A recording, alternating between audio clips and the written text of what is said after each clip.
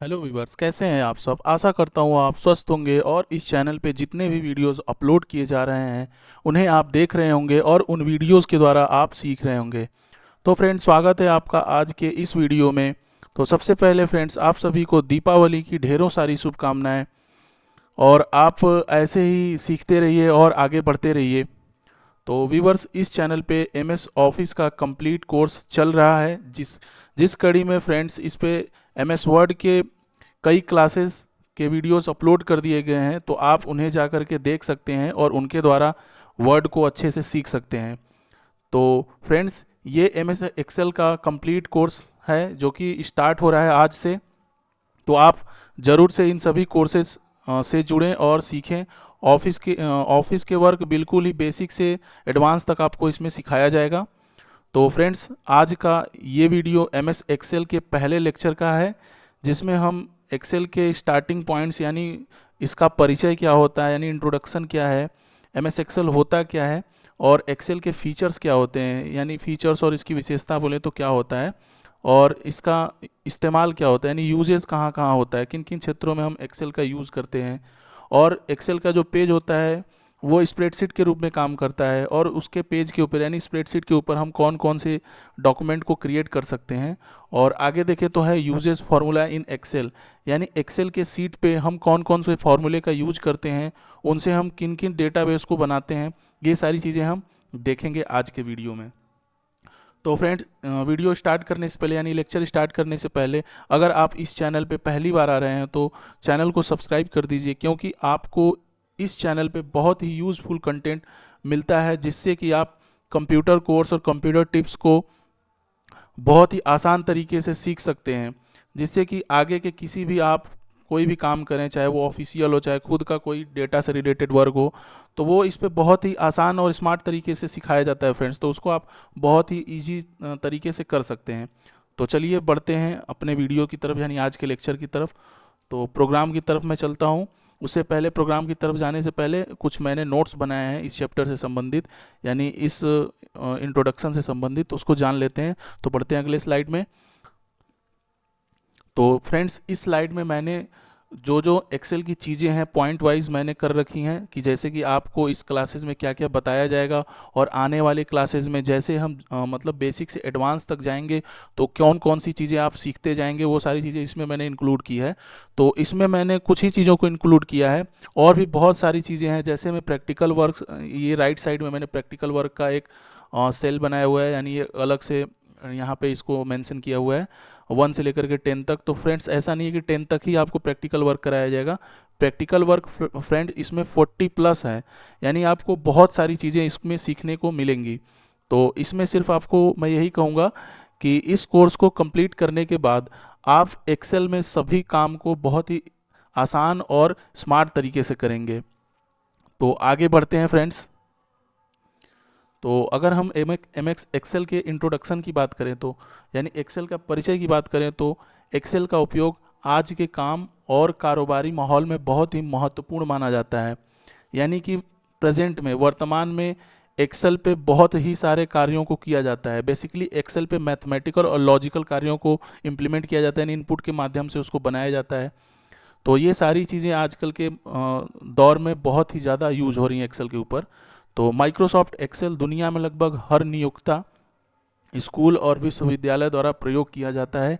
इसलिए अधिक व्यापक एक्सेल स्प्रेडशीट के साथ अपने कौशल को और अधिक आकर्षक बनाना चाहते हैं। लगभग हर व्यवसाय अपने सेल्स, परचेज, खर्चे, बुनियादी लेखांकन आदि के लिए एमएस एक्सेल का उपयोग कर रहा है।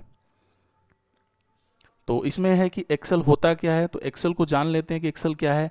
तो एम एस एक्सेल एक व्यापक यानी बहुत बड़े लेवल पे उपयोग किया जाने वाला एक एप्लीकेशन सॉफ्टवेयर है, जो कि मैथमेटिकल और लॉजिकल जैसे कार्यों को ऑफिस के लिए मतलब इसको ऑफिस में अगर आपको मिल गया मैथमेटिकल और लॉजिकल कार्य, तो वो आप इजीली इस पर कर सकते हैं। तो इसे माइक्रोसॉफ्ट कॉरपोरेशन के द्वारा बनाया गया है और विकसित किया गया है। तो इसमें फ्रेंड्स, मैंने जो एक्सेल का मेन पेज जब ओपन होता है, यानी जब भी हम एक्सेल के प्रोग्राम को ओपन करते हैं, जब भी हम एक्सेल के प्रोग्राम को ओपन करते हैं तो उसमें कौन कौन सी चीज़ें रहती हैं, यानी उसमें सेल क्या है, हाँ कहाँ होता है, स्प्रेडशीट किसे कहते हैं, या फिर क्विक एक्सेस बार क्या होता है, ये सारी चीज़ें मैंने एक जगह मेंशन की हैं। तो चलिए इसको देख लेते हैं। तो जब भी आप इस प्रोग्राम को यानी एक्सेल को ओपन करेंगे या फिर आप किसी भी ऑफिस के प्रोग्राम को ओपन करेंगे तो सबसे ऊपर वाली जो पट्टी होती है यानी जिस पे बुक वन, यानी जब भी वो सेव नहीं होगा तो बुक वन लिखा होगा, जब सेव कर देंगे किसी नाम से तो वहाँ पे उस व्यक्ति या पर्सन का नाम दिखाता है। तो उसी वाली पट्टी को टाइटल बार कहते हैं, यानी सबसे ऊपर वाली ये जो रेड पट्टी आपको दिख रही है वो टाइटल बार कहलाती है। और ठीक इसके लेफ्ट साइड जाएंगे तो होता है क्विक एक्सेस बार, यानी यहाँ से फ्रेंड्स जब भी हम अपने डॉक्यूमेंट में कुछ कार्य करते हैं तो पीछे जाना होता है तो कंट्रोल जेड करते हैं यानी अंडो करते हैं, तो अंडो का यहाँ शॉर्टकट दिया हुआ है क्विक एक्सेस बार में, तो डायरेक्टली हम अंडो यानी पीछे जा सकते हैं, और रीडो का भी यहाँ पे ऑप्शन दिया हुआ है तो आगे भी आ सकते हैं। तो इसीलिए क्विक एक्सेस बार होता है, सेव करने के लिए ऑप्शन है, और एक्सेल से बाहर भी जाने का ऑप्शन यहाँ पे है। तो आप क्विक एक्सेस बार का यूज ऐसे ही कर सकते हैं। और क्विक एक्सेस बार के ठीक नीचे यानी टाइटल बार के ठीक नीचे देखें तो है मेन्यू बार। मेन्यू बार को टैब्स भी कहते हैं फ्रेंड्स।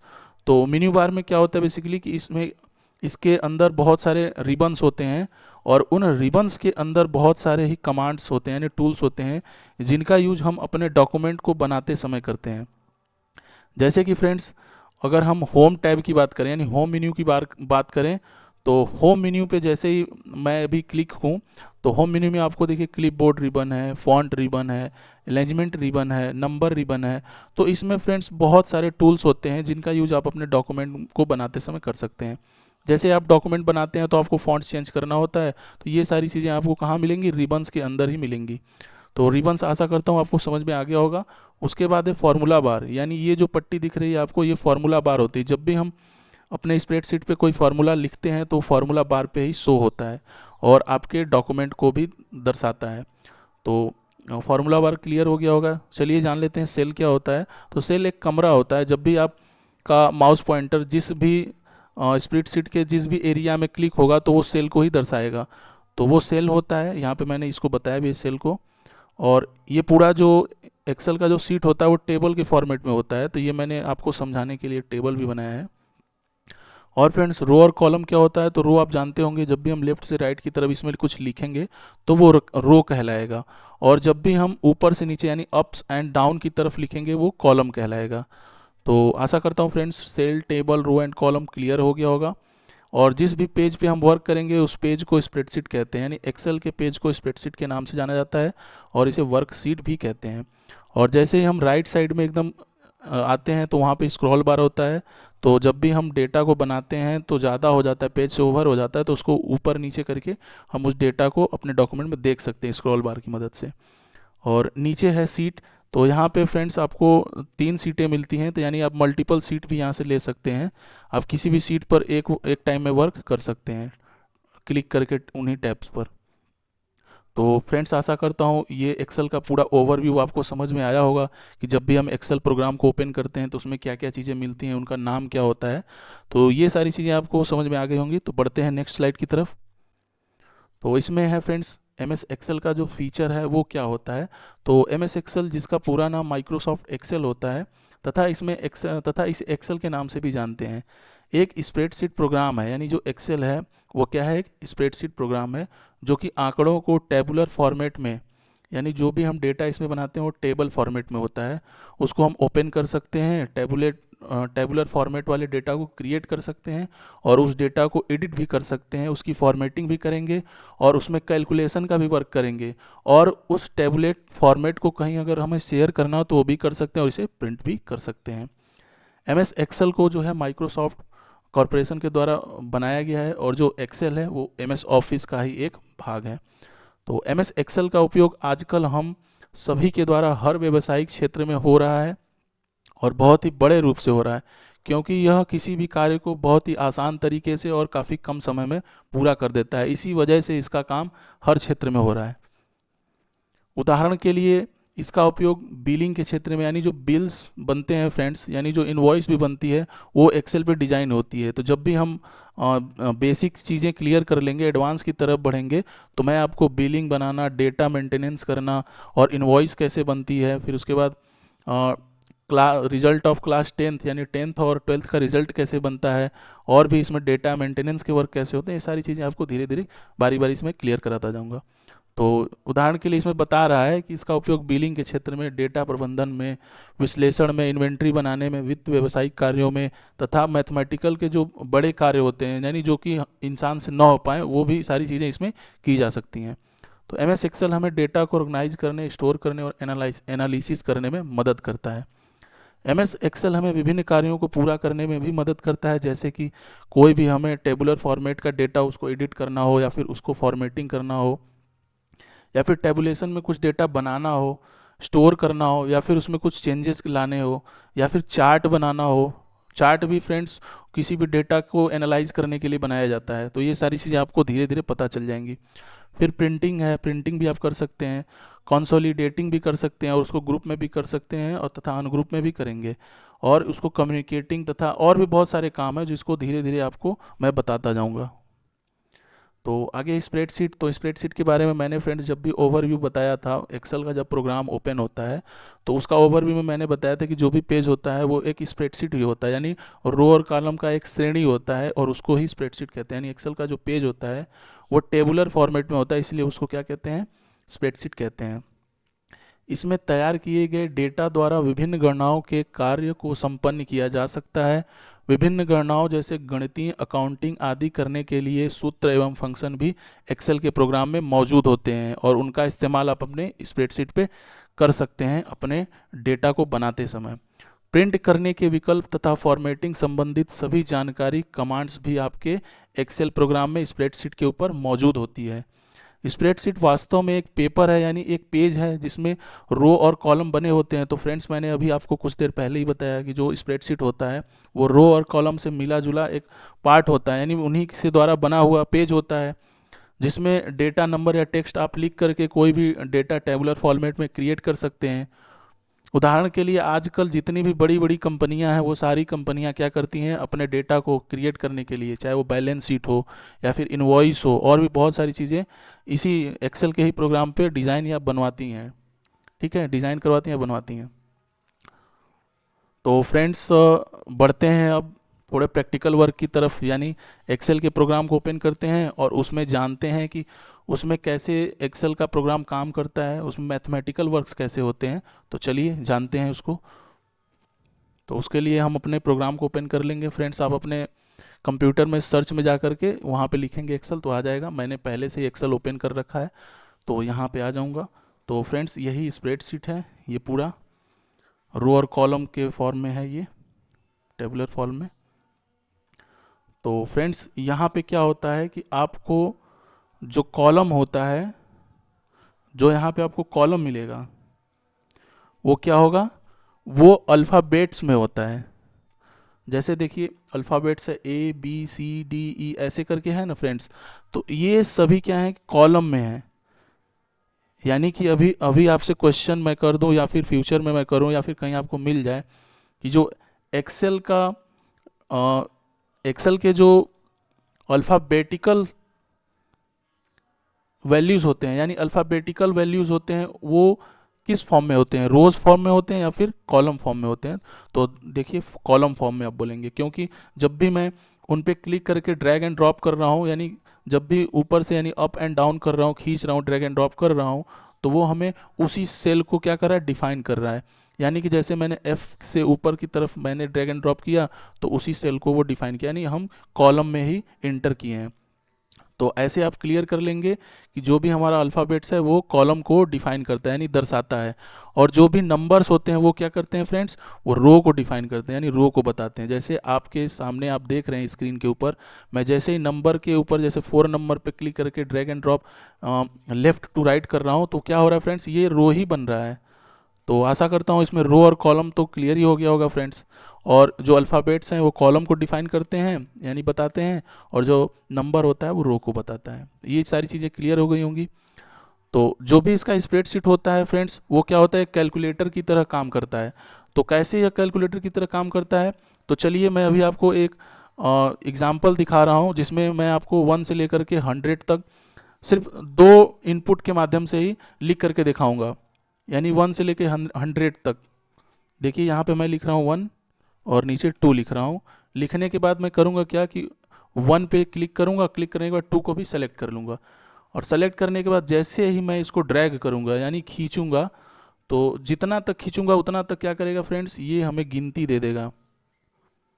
देखिए मैं 100 तक आ रहा हूँ तो ये 100 तक क्या किया हमें,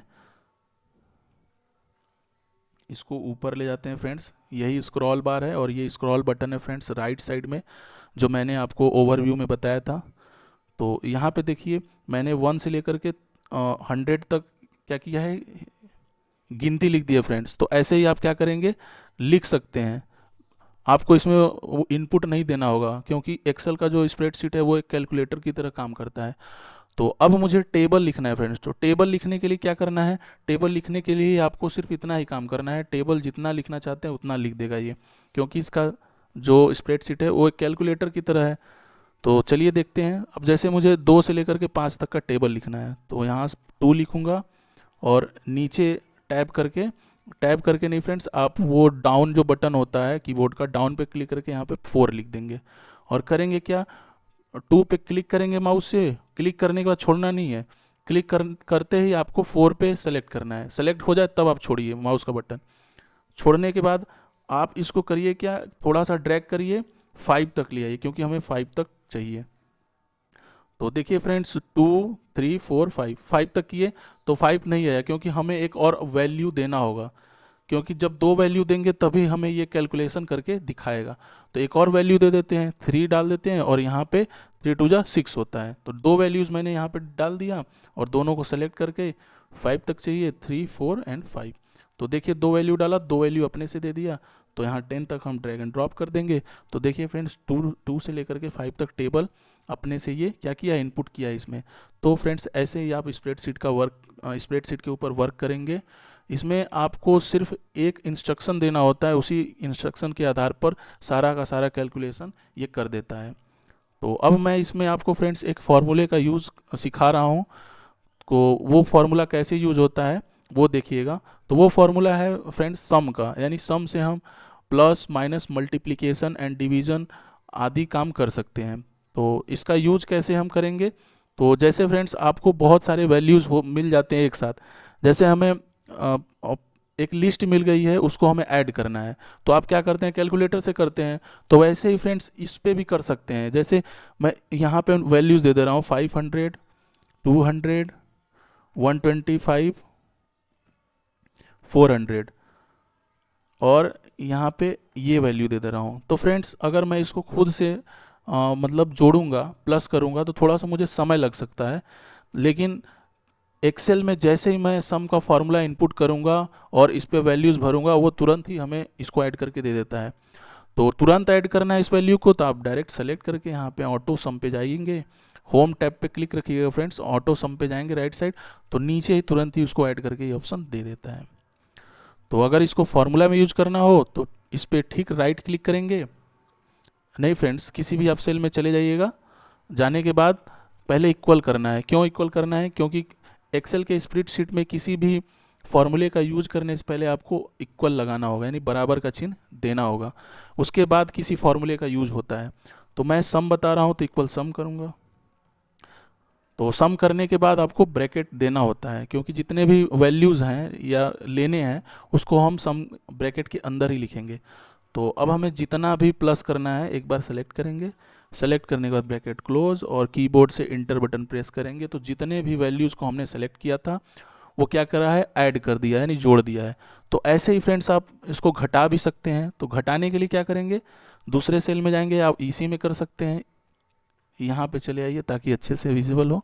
इक्वल सम करते हैं, ब्रैकेट को ऑन कर देते हैं। अब हमें फ्रेंड्स 500 में से 2 को क्या करना है, घटाना है, यानी माइनस करना है। तो पहले 500 को सेलेक्ट करेंगे, फिर यहाँ पे चिन्ह दे देंगे माइनस का, यानी हमें माइनस करना है। फिर क्या करेंगे, 200 को सेलेक्ट करेंगे, ब्रैकेट को कर देंगे क्लोज और कर देंगे इंटर। तो देखिए फ्रेंड्स 500 में से 200 को माइनस किया है, यानी 300 आंसर आया है। तो फ्रेंड्स ऐसे ही आप मल्टीप्लिकेशन और डिवीजन भी कर सकते हैं। बस फ़र्क क्या होगा कि जहाँ पे मैंने माइनस का चिन्ह दिया है आपको डिवाइड का चिन्ह देना होगा या फिर मल्टीप्लाई का चिन्ह देना होगा। तो जो आप डिवीज़न या मल्टीप्लिकेशन का चिन्ह देंगे उस हिसाब से ये आपको आंसर देगा। तो आप क्या करिए फ्रेंड्स, आगे के इसका आप यूज़ करिएगा, मतलब कि आप मल्टीप्लिकेशन और डिवीज़न का यूज़ करिएगा, प्रैक्टिकल खुद से कर कर देखिएगा। आपको आएगा तो ठीक है, नहीं आएगा तो मैं फिर उसको रिवाइज़ कराऊंगा, अगले वीडियो में फिर बताऊंगा। तो फ्रेंड्स आज के लिए इतना ही। आशा करता हूँ कि ये वीडियो आपको अच्छा लगेगा। इसको खुद से कर कर के सीखिएगा और इस वीडियो को पूरा देखिएगा ताकि चीज़ें अच्छे से क्लियर हो पाएँ। फिर भी कुछ चीज़ें आपको नहीं समझ में आती हैं तो आप इस वीडियो के नीचे जा कर के कमेंट बॉक्स में आप कमेंट कर सकते हैं कि सर मुझे ये चीज़ें समझ में नहीं आई हैं, तो मैं अगले वीडियो में उसका सॉल्यूशन आपको फिर से बता दूंगा। तो मिलते हैं फ्रेंड्स किसी इसके अगले वीडियो में, तब तक के लिए आप इसको देखते रहिए और सीखते रहिए। थैंक यू एंड जय हिंद।